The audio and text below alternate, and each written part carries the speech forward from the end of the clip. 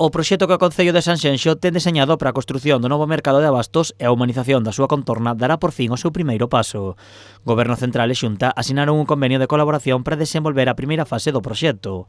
Ambas administracións investirán 2,3 millóns de euros na mellora da seguridade viaria e da mobilidade na contorna do antigo mercado. Dende o convenio de hoxe, que é fundamentalmente a reordenación do tráfico, e recuperar espacio público para a cidadanía, porque estamos a falar de 3 actuacións concretas e fundamentais que é a asinatura deste convenio, que é pois, a execución de un paso inferior para soterrar a Rúa Madrid, a reurbanización de toda a Rúa Madrid e, por lo tanto, gañando espacio público e tamén, pois, ademais da urbanización da Rúa Madrid, pois, crear unha nova plaza pública a disposición dos veciños de Sanxenxo. A intervención nesta primeira fase tamén inclúe a que sería a parte inferior do edificio coa construción dun aparcadoiro. Que é a primeira fase, que son 32 plazas de aparcamiento, la plaza pública y el espacio, el paso inferior, que tiene más o menos 120 metros, 110 metros lineales, que va desde el Cine Rías Baixas hasta la bajada a la playa de Lavapanos. Y con eso se gana un espacio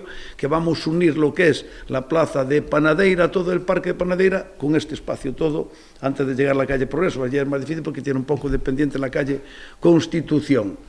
Dende o Concello buscan a financiación para desenvolver a segunda fase, que consistiría na construción de todo o edificio. Las 2 primeras plantas, o planta y media, ¿no? Porque es que es un mercado de 2 alturas, pero que es interior dentro, se queda muy bonito con las escaleras tal. Y después queda utilizado el edificio para que cuando el mercado no funciona, que a lo mejor funciona solamente de mañanas, queda operativo el edificio igual todo el día. Después está el tema de las 3 plantas, para biblioteca, para unas aulas de estudio y para la planta esa que queda polivalente. Pero eso entra ya en la segunda fase. A licitación da primeira fase comezará nas vindeiras semanas.